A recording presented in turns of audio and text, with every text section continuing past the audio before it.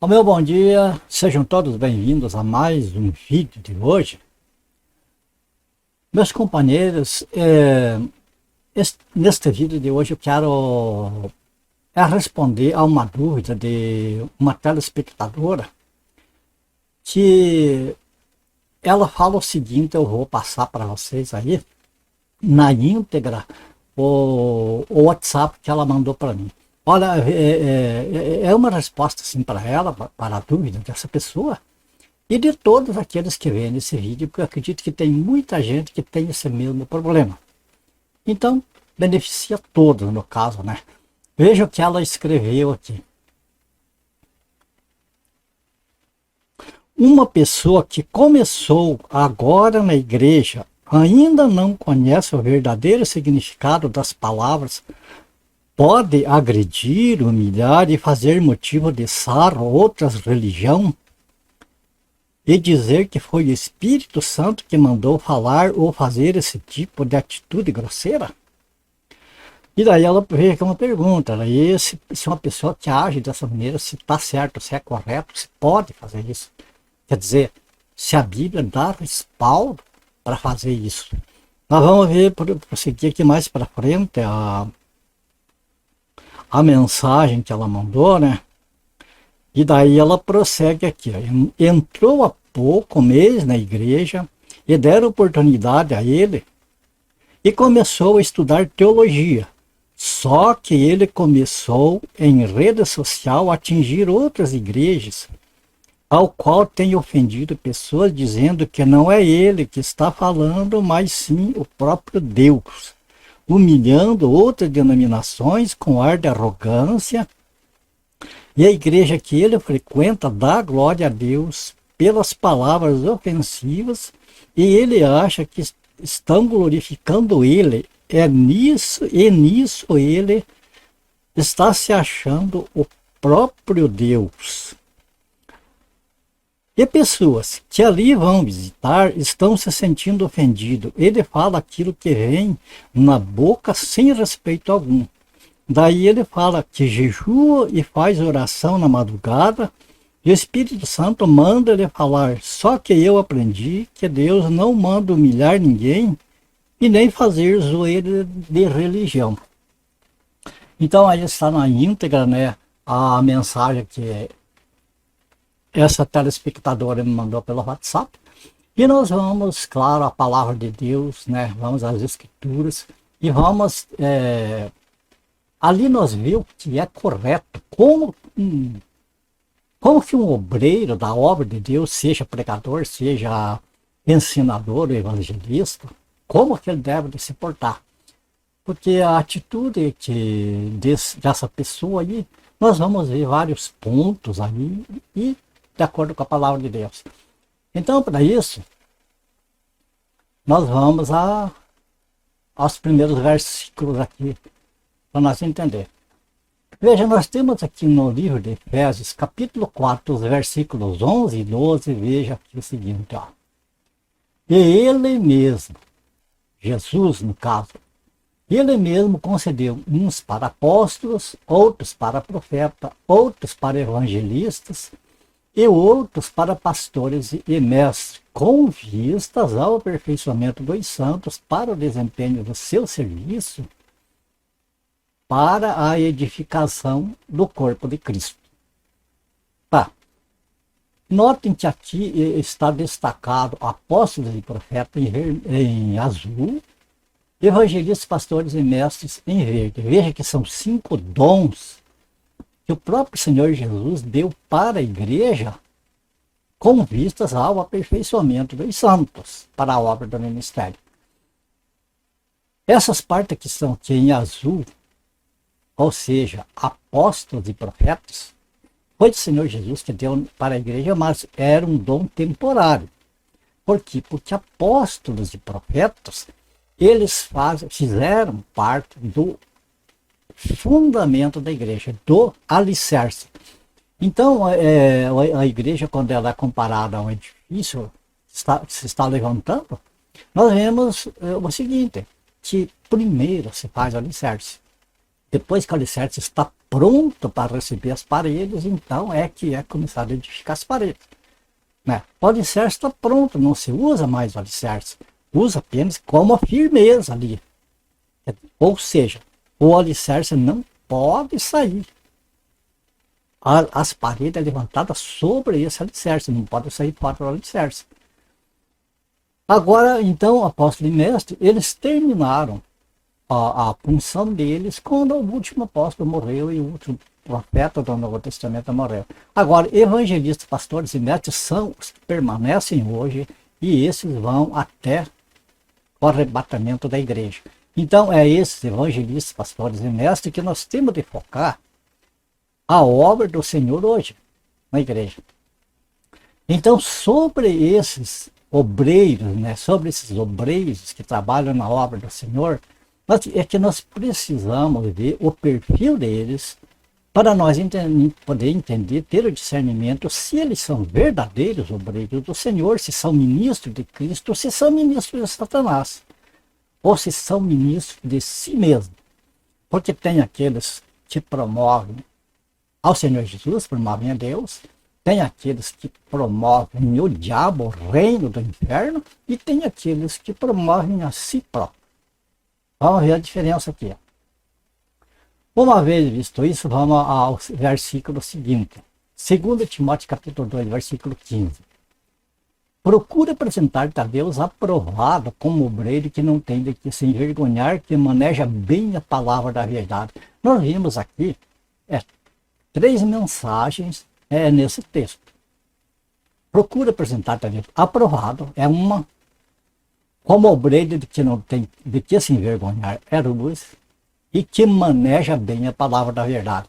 Não vamos discorrer sobre tudo isso, porque o tempo é curto e nós temos que, então, andar, né? Mas veja bem que o primeiro passo é se apresentar a Deus aprovado. Para se apresentar a Deus aprovado é preciso, em primeiro lugar, amados, temor de Deus, vontade de agradar a Deus, comunhão com Deus. É necessário isso. Então é preciso estudar a Bíblia para nós poder chegar ao conhecimento e adquirir essas coisas. Não há como se nós não conhecemos as Escrituras. Ainda que ninguém conhece todas as Escrituras. Né?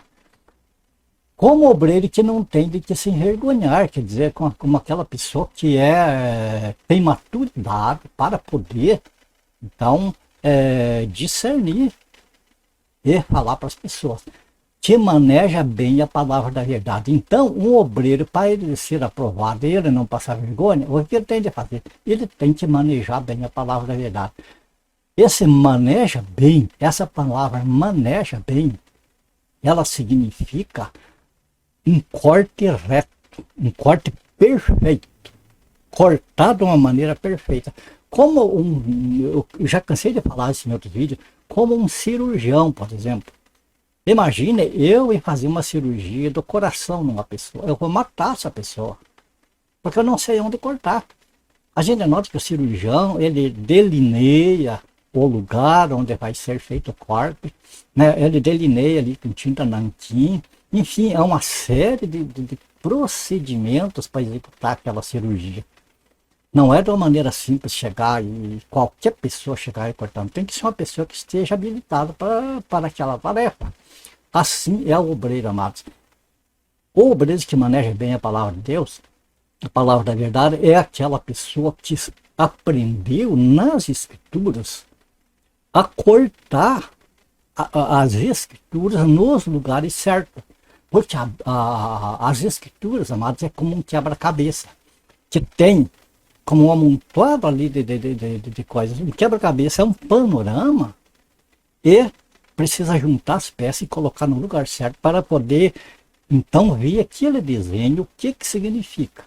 Assim, amados, é a palavra de Deus. Tem que, o obreiro, ele tem que saber onde que estão as peças, tem que saber cortar a Bíblia, dividir, fazer divisões nos lugares certos, que é para não passar vergonha de passar coisa errada para os outros.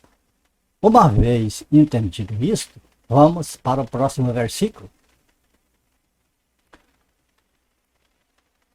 Veja, você me falou ali no seu WhatsApp que essa pessoa lá na tua cidade que está perturbando as pessoas com essa pregação, que ele faz pouco tempo que está na igreja, que ele faz pouco tempo que conhece o Evangelho. Então você veio para uma pessoa assim, o que a palavra de Deus diz?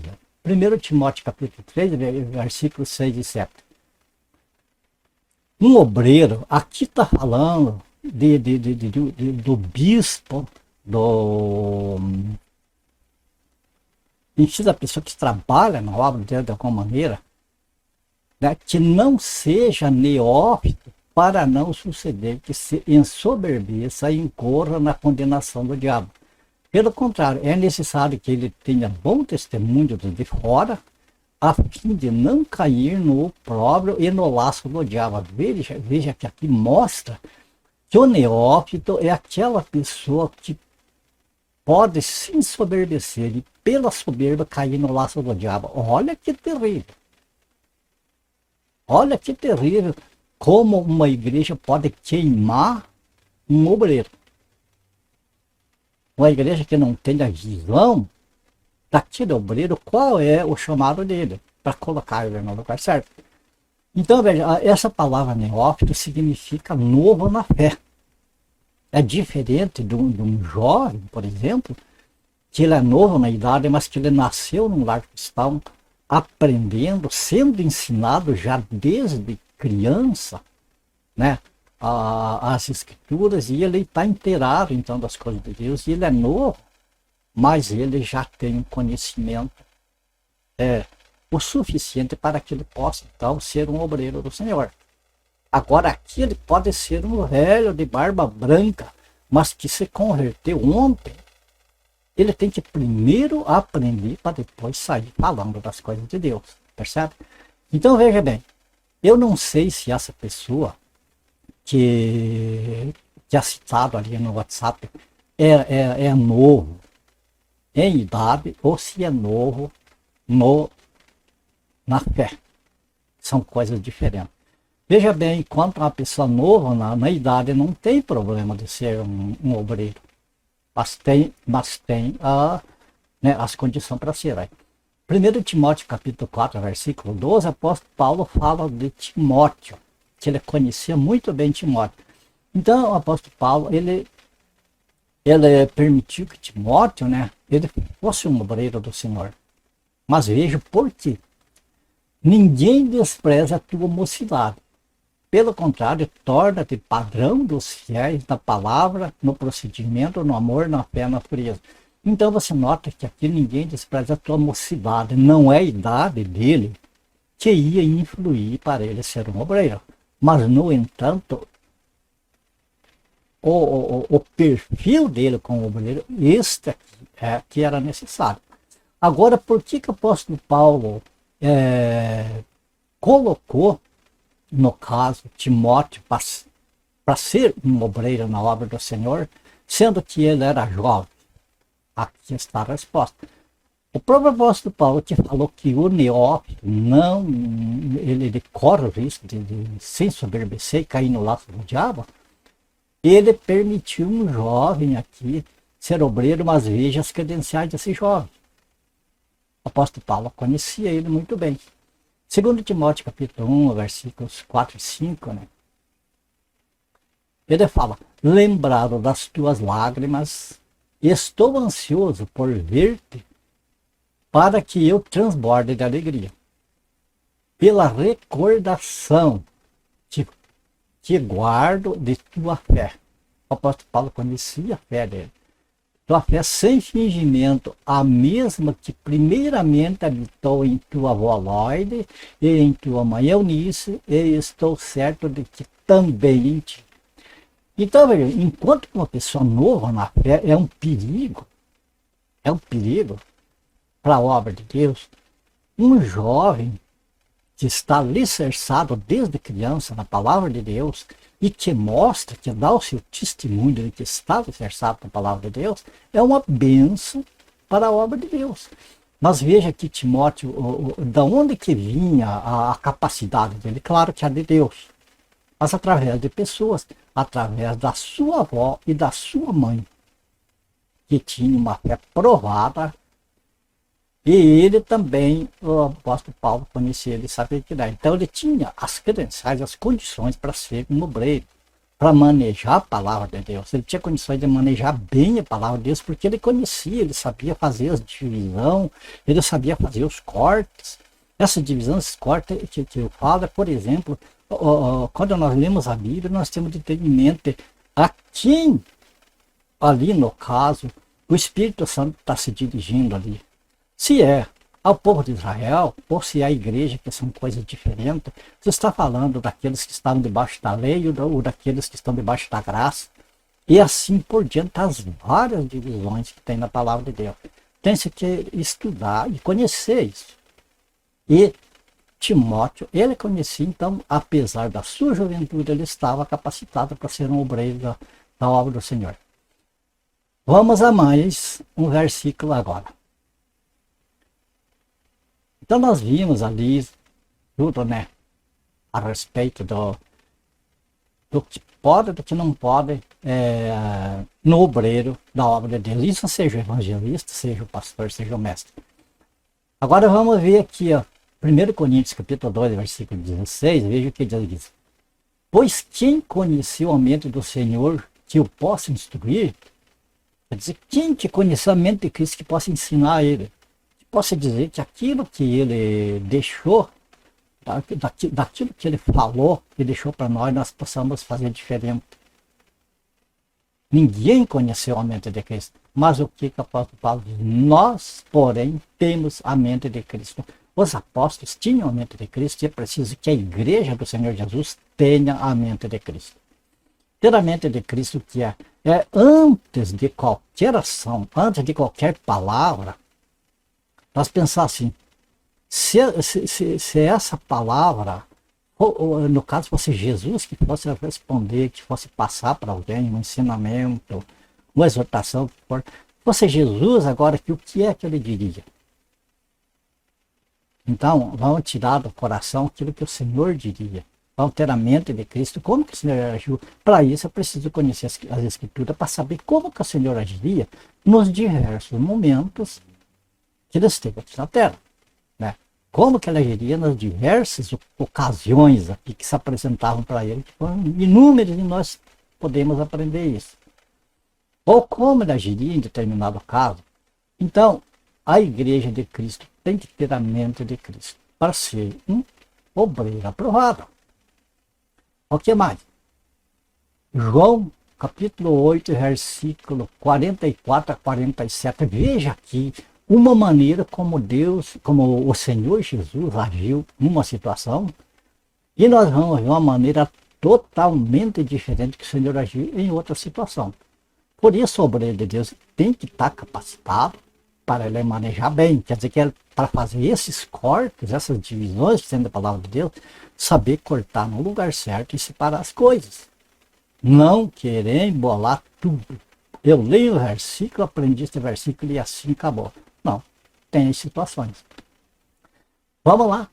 João 8, 44, versículo 44 e 47. Veja o que Jesus fala aqui. Vós sois do diabo.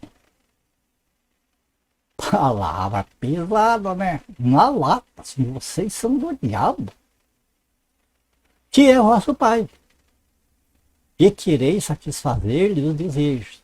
Ele foi homicida desde o princípio e jamais se firmou na verdade, porque nele não há verdade. Quando ele profere mentira, fala do que lhe é próprio, porque é mentiroso e pai da mentira. Quem é de Deus, ouve as palavras de Deus. Por isso não me dais ouvidos, porque não sois de Deus. A pessoa que não é um escolhido de Deus nunca vai concordar com a verdade do Evangelho. Nunca vai concordar. Agora veja aqui a palavra que nós estamos estudando, né? Vendo a respeito desse jovem lá que diz que se ensoberbeceu, né? Está soberbo, que ele acha que porque ele ora às madrugadas e jejua, Deus é obrigado a enviar o Espírito Santo de falar pela boca dele. Então ele já está soberbo, está pensando assim. Porque nós temos que pensar que Deus é soberano, ele faz o que quer, na hora que quer, com quem ele quer. E não é dessa maneira. Em vez de soberbecer, amado, devemos de nos sentir gratos a Deus, porque não somos merecedores de um cargo tão grande Deus colocar nas nossas mãos. Então não temos nada que se nenhum obreiro do Senhor tem do que se engrandecer, se ensoberbecer. Porque aquilo que ele tem, seja lá o que for, para a obra de Deus, vem de Deus, vem do Senhor, não é nada dele, para que se engrandeça. Vamos seguir em frente aqui. Então, Jesus chamou de filho do diabo aqueles fariseus, aqueles que não aceitavam a palavra dele. Ele demonstrou com sinais, com prodígios, ele demonstrou que ele era o Cristo, que ele era o Messias esperado por Israel. Ele fez tudo. Ele se revelou de todas as maneiras para o povo de Israel. Eles não acreditavam. Então, Jesus conheceu e disse, não, uma espécie assim como vocês não tem condição, não tem nem o que fazer. Porque são filhos do diabo mesmo. Então, essa é uma situação. Agora, vamos ver a outra situação totalmente diferente. Para nós ver como o obreiro capacitado, que maneja bem a palavra de Deus, ele sabe aonde que faz, aonde que ele corta, aonde que ele faz a divisão. No mesmo livro de João, veja o capítulo 8, versículos 10 e 11. Aqui é aquela passagem daquela mulher foi pega em flagrante, em pleno adultério. Aqui era o tempo da lei, ainda o tempo da antiga lei. E a lei mandava apedrejar os dois. Mandava apedrejar os dois, até morte. Agora o que aconteceu? Alguém pegou essa mulher no ato do adultério, um dozeiro trouxe só a mulher. Por que será que não trouxe o homem também? Será que o homem não era um daqueles dos próprios fariseus que estava ali naquele ato? A questão é que ele não veio, não se sabe. Mas a questão que foi apresentada para a mulher. E essa mulher, veja o que aconteceu, veja a maneira, ou veja a atitude dela. Né? Eles trouxeram ela a Jesus, porque Jesus, sendo judeu, sendo conhecedor da lei, então, se a lei mandava apedrejar até a morte, eles vieram na certeza que Jesus ia aprovar, ia até aplaudir eles. Né? Pegaram ela no adultério. Mas foi totalmente diferente.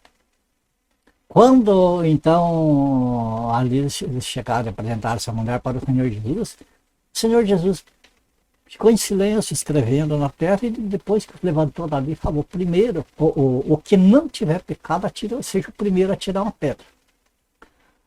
Quer dizer, Jesus foi lá na consciência deles. Jesus penetrou lá na consciência deles, todos eles lembraram que eles tinham pecado também. Se eles apedrejassem aquela mulher, alguém tinha que apedrejar eles também. Eles tinham pecado ali para a morte. E com isso, para não serem condenados pela própria boca, eles foram saindo um por um. Então, aqui no versículo 11, Jesus respondeu para a mulher. Respondeu ali para a mulher, né? Mulher, onde estão aqueles teus acusadores? Vamos ver desde o começo, vamos ver o versículo 10. Erguendo-se Jesus e não vendo a ninguém mais, além da mulher, porque os acusadores da mulher tinham todos ido embora, porque a consciência deles mostrou para eles que eles não eram diferentes daquela mulher. Eles eram religiosos, eram ensinadores, eram conhecedores da lei, e eles queriam fazer assim, tipo assim. Faça o que eu digo, mas não faça o que eu faço. Quer dizer, eu estava acusando alguém que fez uma coisa que eles mesmos faziam. Então, como a consciência deles acusou e eles viram que se eles condenassem a mulher, eles seriam condenados também, o que aconteceu? Foram saindo do mais velho para o mais novo, de um por um, e ficou só Jesus e a mulher ali. Muito interessante. Essa mulher não saiu, amado. Essa mulher ficou aos pés do Senhor. Essa é uma outra mensagem. São parênteses que a gente abre aqui para a gente não sair do foco. Mas é um ensinamento para nós, amados. Quando nós tropeçamos, nós caímos, quando a pessoa peca, seja lá quem for, não se afaste do Senhor. Não se afaste do Senhor. Confessa a Ele o seu pecado. E ele é piedoso, Ele perdoa. Agora é triste quando as pessoas se afastam, que nem os fariseus foram lá curtir o pecado deles longe do Senhor. Bom, então a mulher não se afastou, daí Jesus perguntou para ela, depois que foram tudo embora, né? Mulher, onde estão aqueles teus acusadores? Ninguém te condenou? Ela respondeu, ela na maior humildade, no medo ali de ser apedrejada, né? Respondeu ela, ninguém, Senhor. Então lhe disse Jesus, nem eu tampouco te condeno, vai e não peques mais. Veja a diferença de trato para os tipos de pessoas. Não vamos confundir isso aqui com aquela parte que fala da palavra, que Jesus não faz acepção de pessoas. Que Deus não faz acepção de pessoas. Deus não faz acepção de pessoas. Quem faz a diferença das pessoas é as próprias pessoas. Certo? Então veja aqui a diferença. Jesus chamou aqueles que eram conhecedores, aqueles que eram ensinadores da palavra, aqueles que tinham a lei. Os religiosos chamou, vocês são do diabo. Porque eles eram do diabo de verdade, eles tinham a lei como uma vitrine para eles ficarem atrás, desfrutando do bom e do melhor. E largavam o povo a fazer o que não tinha condição, que nem mesmo eles faziam, nem mesmo eles tinham condição de fazer. Com esse tipo de pessoas, o Senhor Jesus tratou dessa maneira. Vai sair do diabo, filhos do diabo. Todo aquilo, amados, que resiste à palavra de Deus, que resiste à verdade escriturística, é um filho do diabo. Agora, aquelas pessoas que tenham humildade de reconhecer, não, eu não sei tudo da palavra de Deus, eu não sei tudo, gostaria de saber, mas não sei, então eu quero aprender. E aceita a correção sem se afastar do Senhor, então essa pessoa é um filho de Deus que está caminhando para a santidade. Como foi o caso dessa mulher, veja, Jesus não condenou ela, ela sendo uma pecadora, ela tendo cometido pecado, que no caso ali da lei era um pecado para a morte. Jesus não condenou ela, mas aconselhou ela, vai e não peques mais. Então você nota aqui a maneira de Jesus tratar com os religiosos, com as lideranças, que estufam o peito e dizem, eu sou super ungido de Deus, porque Deus me mostrou isso e isso lá no monte, lá não sei aonde, de madrugada, e papapá, no meu jejum. Amados, Deus nos mostra as coisas na sua palavra.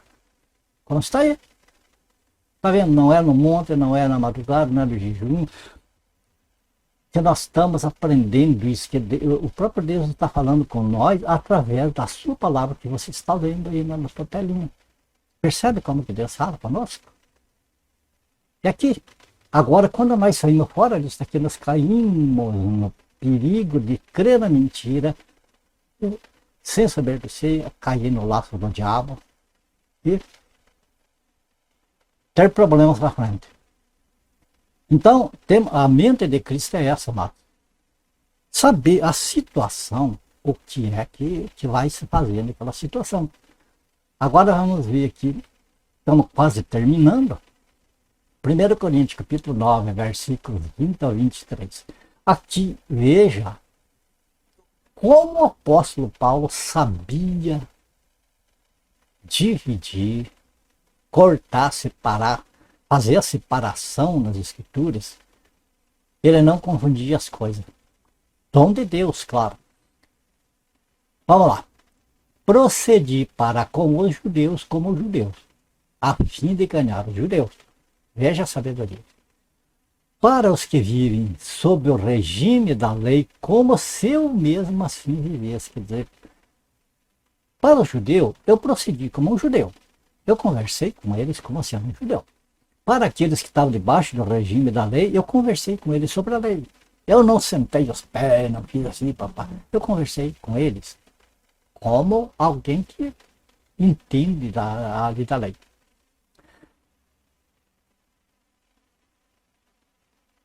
Para ganhar os que vivem debaixo da lei. Embora não esteja eu debaixo da lei.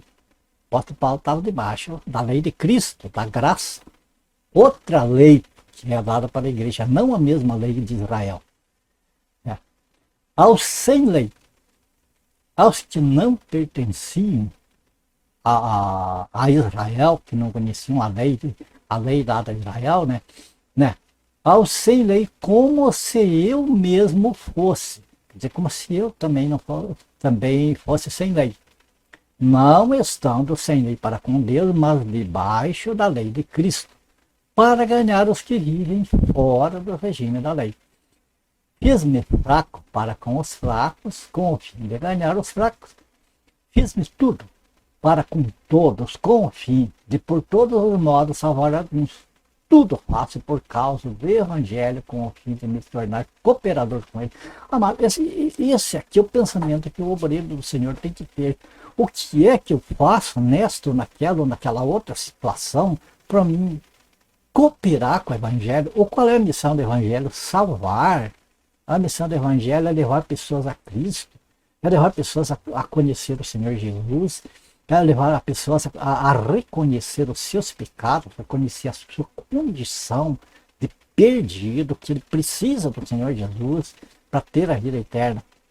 Essa é a missão do Evangelho, o apóstolo Paulo, eu tudo faço por causa do Evangelho. Com que finalidade? De me tornar cooperador do Evangelho. Um obreiro do Senhor tem que ser um cooperador do Evangelho. É o que o apóstolo Paulo falou que ele procedia com cada classe de pessoa de acordo com aquelas pessoas, para que aquelas pessoas entendessem o Evangelho.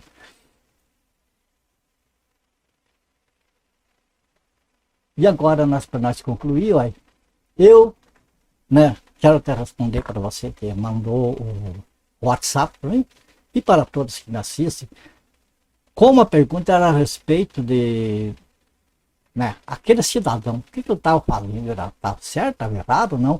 Eu agradeço de você ter me mandado esse WhatsApp, porque eu acredito que o que você fez me levou a fazer este vídeo que vai atingir tantas outras pessoas em tantos lugares.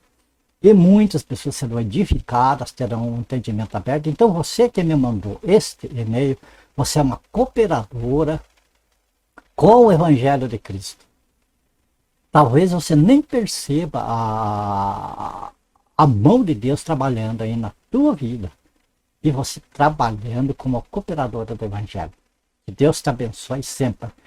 E respondendo a tua pergunta, então, agora mais diretamente, veja bem. 1 Timóteo 3, 6 e 7, o que diz ali? Não seja neófito para não suceder que se ensoberbeça e incorra na condenação do diabo. Pelo que eu vi ali, do que você escreveu, essa pessoa, não sei se ela é novo de idade ou se é novo na fé. Você me falou que ele é novo, principalmente novo na igreja.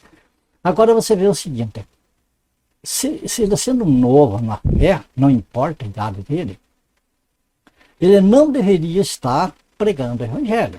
Ele não deveria estar nem evangelizando, nem ensinando. Não poderia ser e nem pastoreando. Ele teria que estar aprendendo. Primeiro aprendendo, para depois, então, estar ensinando. Porque desta maneira que ele está fazendo, o que acontece? Você já me falou que ele tem traços de soberba. Tem traços de soberba. E essa soberba, ainda pelo que eu pude ver do que você me escreveu, que essa soberba que ele está tendo é porque ele acha que ele é um, assim, como eu diria, pessoa mais lá de cima, mais lá de cima, mais alto, mais privilegiada, porque ele ora pela madrugada, porque ele jejua. Nada dessas coisas leva ao conhecimento de Deus, nem jejum, nem oração de madrugada. A oração de madrugada é ótimo, é excelente, mas não precisa ser de madrugada. Pode ser a hora que for. A oração é uma comunhão com Deus. Pode ser a hora que for. O jejum é bom até para a saúde. Mas não para buscar poder de Deus, para se mostrar para as pessoas, eu sou super cristão, eu estou mais alto do que os outros, tipo, vocês estão embaixo e eu estou aqui em cima. Isso é perigoso, porque quando a pessoa passa para esse terreno, já começa a passar para o terreno do diabo, e cai na armadilha dele. E o fim não é bom, não é aconselhável. Então, o que eu posso dizer para você, que se essa pessoa é nova na fé, a culpa de tudo isso é a igreja que ele congrega, que tem. Porque aqueles que estão lá, que estão na liderança lá, teriam que pegar ele, corrigir ele com mansidão, com amor. Quem sabe é um ótimo, excelente obreiro do Senhor, mas que não está preparado. Então teria que fazer que nem para ele, que nem Jesus fez com aquela pecadora lá que estava no adultério. Agora, se ele é uma pessoa que ele é antigo, já na fé, que ele tem conhecimento e usa desses artefatos para se engrandecer, amado, aí tem que tratar ele como Jesus tratou aqueles fariseus lá. E Jesus não tratou os fariseus só de filhos do diabo, tem muitas outras coisas. Pega o capítulo 15 de Mateus, ali todo o capítulo 15 você vai ver Jesus tratando com os fariseus. O que Jesus falou? Víboras, raça de cobras, serpentes. Você vê no livro de João lá que o Senhor Jesus fez um trançado lá e partiu para cima daqueles vendilhões do templo lá, que está que nem hoje, está cheio de mercador da palavra de Deus para ele. O Senhor Jesus foi para cima deles e ia passar o chicote mesmo. Então você vê, como obreiro de Deus, a pessoa tem que ter discernimento, tem que ter a mente de Cristo, tem que fazer os cortes nos lugares certos na Escritura. A pessoa ele tem o ministério da palavra, ele tem que entender para quem que eu vou falar, o que eu vou fazer. Uma pessoa que não tem conhecimento, tem nada de Deus, está ouvindo de pouco tempo a palavra de Deus, prega, evangeliza ele, isto é, mostra Jesus Cristo para ele, mostra que Jesus Cristo é o Salvador, que é só ele, que não tem outro nome que possa salvar. Mostra para ele que os pecados dele vão conduzir ele ao fogo eterno, mas que Jesus está ali pronto, de braços abertos, para receber ele e levar ele para a vida eterna, de gozo, de alegria no céu com o Senhor Jesus. Alguém vai falar da palavra de Deus para alguém que já é convertido, amado? Pregação e ensino, há diferenças. Vai falar a palavra de Deus para pessoas que já são convertidas. Tem que falar mais de doutrinas, falar mais detalhadamente das coisas. Tem que procurar levar o ensino da palavra para que essas pessoas então vão crescendo na fé. A pessoa quando se converte é uma criança que nasceu de novo na fé. Aquela sementinha de Deus está no coração dele, mas não brotou, né? Precisa de alguém que esteja ali regando como uma plantinha, uma semente que está na terra, que tem que estar molhando, cuidando, tirando as ervas daninhas de volta, para que então cresça e dê fruto. Assim é o novo convertido. Agora aquela pessoa que já cresceu, está começando a florescer, então tem que ir ajudando a se fortificar mais em Cristo para que dê frutos lá para frente. Então existe essa diferença. O obreiro do Senhor, aquele que trabalha no ministério da palavra, ele tem que saber, tem que ter o discernimento dessas coisas, a quem ele se dirige. Pessoas que não conhecem a Cristo, vai falar para pessoas que já são convertidas. Para cada caso tem uma situação. Por isso é necessário que o obreiro do Senhor ele tenha conhecimento da palavra de Deus, para saber o que aplicar no momento certo. Certo?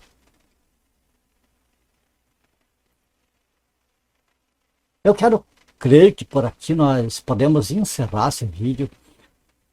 A minha gratidão primeiramente a Deus, em primeiro lugar de todas as coisas. A minha gratidão a todos vocês que assistem aos meus vídeos. A minha gratidão a você que enviou esse WhatsApp para mim, né? Porque me despertou a fazer este vídeo sobre este assunto, que eu creio que vai ser edificante para muitas pessoas, que vai trazer luz para muitas pessoas, porque aqui não é a fala minha que está, mas a gente apresentou aí, como você viu, a palavra de Deus escrita. E é ali que nós devemos nos abalizar. Não devemos andar como esse jovem que você falou, que ele é baseado em visão de que o Espírito Santo mandava ele falar. É complicado, isso é complicado acreditar nessas coisas, que senão você tem uma firmeza. É como andar sobre areia movediça. Então é melhor ficar com aquilo que é a completa revelação de Deus já para nós, que é a palavra de Deus, as Escrituras. Ok? A minha oração é que o Senhor abençoe vocês todos, que vos guarde, a família de vocês também. Ore por mim, por a minha família. E por aqui a gente vai ficando, né? Creio que nos veremos no próximo vídeo, se for do agrado do Senhor. Então, portanto, até lá, na paz do Senhor Jesus. Fique com Deus. E até o próximo vídeo.